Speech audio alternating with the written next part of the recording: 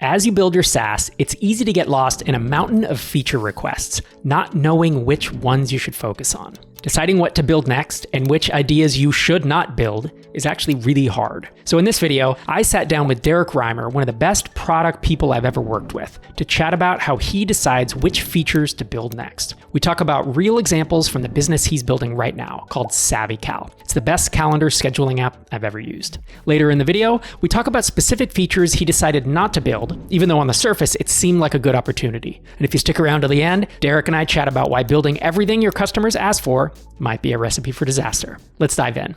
What recent feature did you ship that you feel like was the right decision? And what was the logic behind deciding to do that? Whether it was tons of customer requests or whether you just knew in your founder gut or whether it was a competitor, there's a bunch of reasons why you would do it.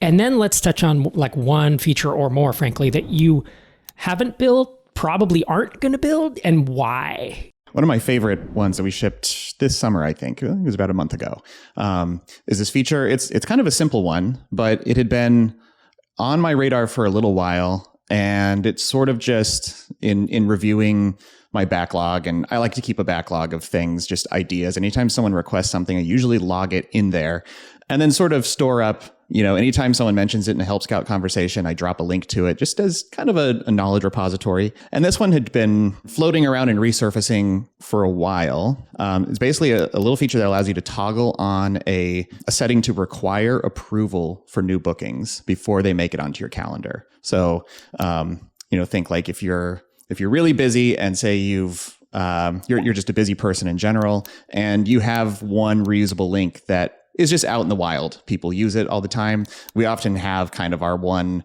multi-use link that maybe we store in our text expander or whatever, and it's just the one that gets shared around, usually like /chat after your name, right? And so a lot of times people who are in really high demand will just see people using their link and grabbing time on their calendar. And so there's something very visceral with people who feel this pain. It's like, this is really a major problem. And so they either resort to like not having a multi-use link or using an unguessable URL or just other solutions that just don't quite feel right and feel like we could be doing something on the product side to alleviate this. This also happened to be like one of the favorite features from a scheduling tool called X.AI that was acquired and then shut down last year. So I hear, anyone who comes over from X.AI is likely to request this one, right? So it's been coming up over and over. But again, it's just one of those decisions, like even though it's just a toggle in the UI and just a slight modification to the booking flow, it's still not a foregone conclusion that we're going to build it. But the things that really tipped me over the edge on it were one, just strong visceral demand from a group of people who are really passionate and like, I would say, scheduling power users, and we have gradually become a tool that I think a lot of people in their minds think of it as sort of a scheduling power tool. Like, obviously when you're young, you're behind the competition in a lot of different ways. So it's hard to foster that perception early on. But we've been at it for a few years now and have mostly caught up on feature parity. And now people actually see us once they get in the product, they realize that a lot of our UX is an improvement over the status quo, and they can do more things to guard their time. They can use like a ranked availability feature and some of these things that we have that help people who care a lot about shielding their time protect it, basically. So this one felt like it was philosophically aligned with where our product's going. It doesn't overcomplicate the product in confusing ways. Like most of the complexity actually lives under the surface. And for the user, it's just like, do you want to enable this or not?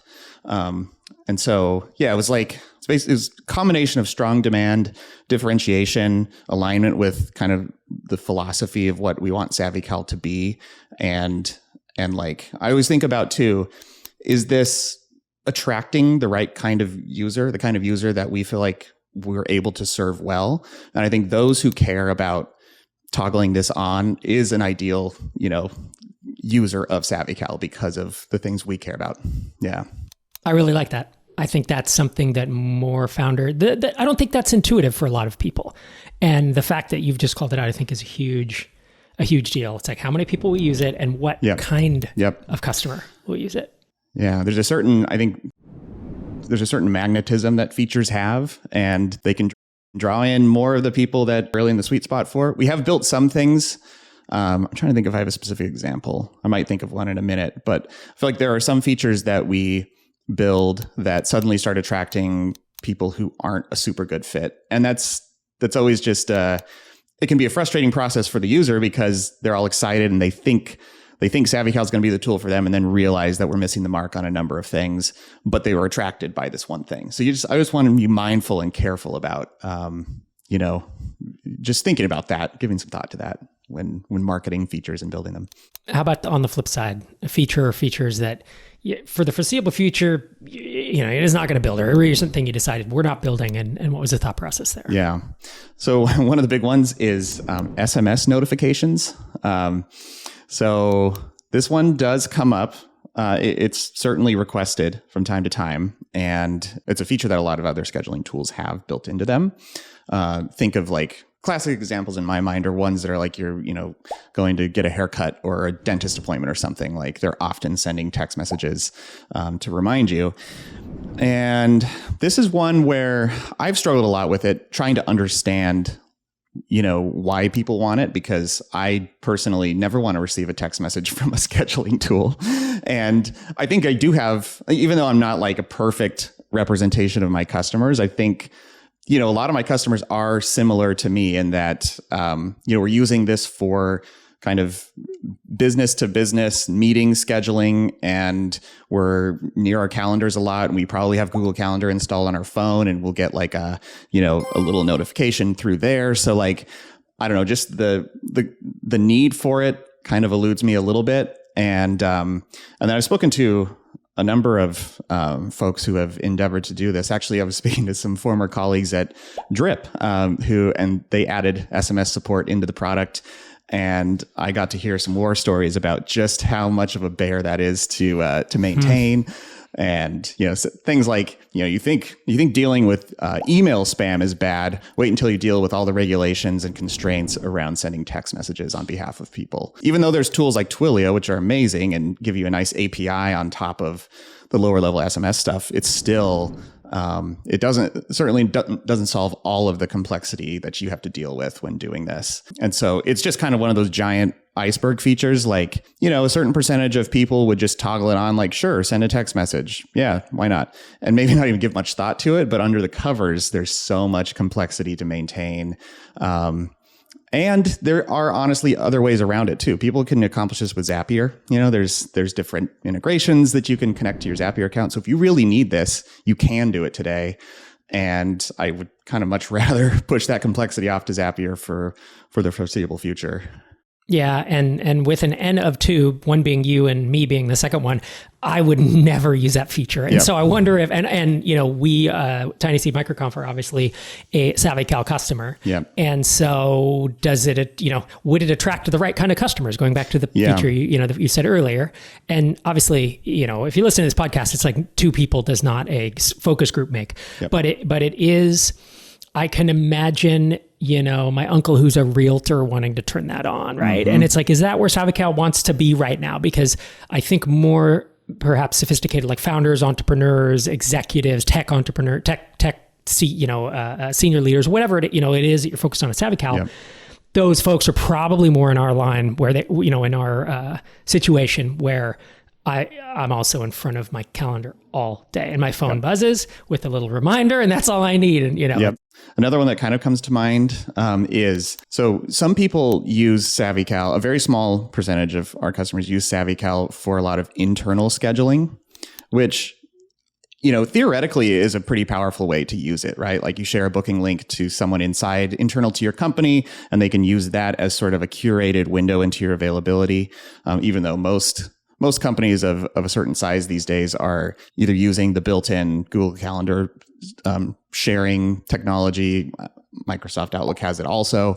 So then there's like a lot of sophisticated tooling built up in those ecosystems around, sharing calendars with your colleagues and adding colleagues and finding times that work for everybody and doing collective scheduling. So a lot of these problems are sort of already solved, which is why I've been hesitant to try to bill SavvyCal as an ideal solution for doing internal scheduling. It's like you can use it for that, but it's probably not going to be better than the built-in bundled solutions into the ecosystem. And I had some requests the other day from a customer that he was asking for the ability for events created by SavvyCal to be editable by anybody added on the calendar invite, which struck me as curious. So I dug into it a little bit and asked him some more questions and discovered that he was basically using this as a way to put time, to use round robin and put time on one of their internal team members' calendars. And then from that point, that person would sort of take ownership of the calendar event and, literally take ownership of the event. Like it would get transferred. So that would sever our connection to the event because it would get a new owner in the calendar system. And then they would add external people onto the calendar event and reschedule it if needed. And this was just causing all kinds of problems with our ability to stay in sync with that calendar event. And I thought for a second, like, we need to solve some of these problems and maybe add a setting to allow it to be editable, but then realize, like, for anyone who's doing the traditional path of like sending a link, scheduling something with an external party, you would never want it to be fully editable by all parties. And a lot of these other problems just simply don't surface for that happy path. Right. And when that comes up, you have to say, oh, is this a new market that we should build for? Like, is this a use case that no one has been paying attention to? And this can open up a bunch of new customers. And are these the customers we want to work with? Yep. Can this help alter my vision, right? You have a pretty strong vision for your product. I'm the same way. And sometimes you get a feature request and you're like, that's not in my vision, but should it be?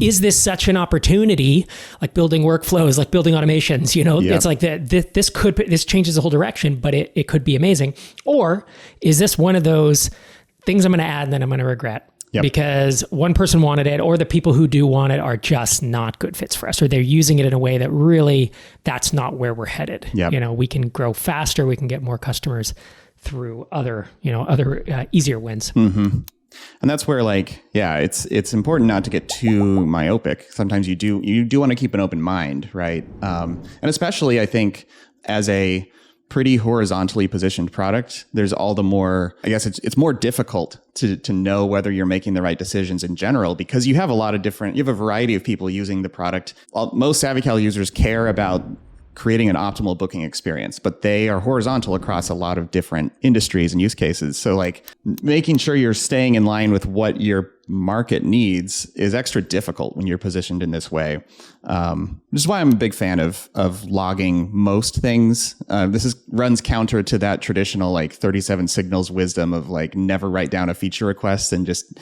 expect it to resurface if it's important. I used to think that way, but more and more, I don't trust my own brain to remember when certain trends start to emerge because there's so much noise all the time. So I like to log these in a place. I use our backlog for it. Some people are viscerally opposed to that, but even just a spreadsheet could be a good place to just kind of keep track. Like, how many times has this come up? Has this come up more recently? Should I be thinking strategically about like potentially building this thing? And that's just helpful. And I review it periodically and just kind of keep it fresh in my mind. Yeah, I can imagine, much like I will take notes on anything, whether when I used to think of business ideas, or now I'll think of like, oh, this interesting marketing approach, or maybe I should write a book chapter about this, or record a podcast episode about this crazy topic. And I just write all that stuff down in notebooks. And periodically, just like it's a backlog, right? It's a backlog of ideas. And periodically I'll revisit them. And usually it's like, hey, that's not a good idea, and here's why. But in a year, it might be a good idea because you might change direction. Strategy changes over time, and the direction of your product and your vision, it can change. And so I can see that being valuable.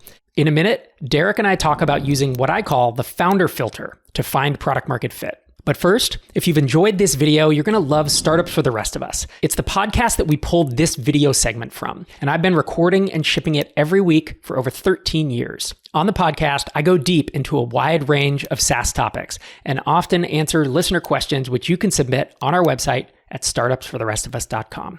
Check out the podcast on Spotify, Apple Podcasts, or wherever you tune in to your favorite shows. All right, let's get back to the conversation with Derrick.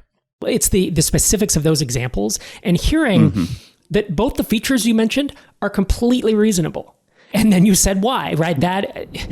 As I remember being a brand new baby founder and just feature request, and it was like, I'm going to just build everything people want. And that's where I struggle with like the customer development, or leaning too much into just build what your customers want and then you'll hit product market fit, because I don't think that's actually true. You have to have that filter, that founder filter, to keep that vision in line, and to keep the product going in a direction that doesn't just duplicate all your competitors, which is often what like less technical users want. So more technical users often want you to just build that's just way too complicated, and your power users can push you in a direction where it's like you build an unusable product or a product that then no one else wants to. There's all these dangers with listening to every request a customer makes. There's a reason you're the founder and your customers are not of your particular company. It's like you have to much like guarding the quality of your code base, we have to guard the quality of our product, right? The UX and the clutter and the overwhelm that can happen by just putting a bunch of settings everywhere. Yeah, I mean, it's a pretty common trope, but learning when to say no is just extremely valuable because you can't be everything for everyone. And it's hard to resist that temptation, especially early on when you're just clamoring to get any customers to pay you and try to get some kind of traction. Like it's very difficult to stick to your vision and know when to say no to certain things. But especially and I think that part in one sense gets a little easier as you go and you have more traction, you have a better sense of who your market is. So it's not for the faint of heart in the early days to try to solve that equation. But that's just an important skill to develop. And as you said, it does get easier. It's really hard in the early days, and then you're a year, 2, 3 in. I think the filtering process is much easier. Tim Cook, Apple, he says there will always be more great ideas than we can implement. We are going to have to say no to some great ideas. And I think that's being an entrepreneur as well. I hope you enjoyed this video. Check out this next one if you want to learn more about how Derrick and I built Drip, an email automation platform that we sold to Lead Pages for a life-changing amount of money. And make sure you subscribe to this channel so you get more content like this every week. See you next time.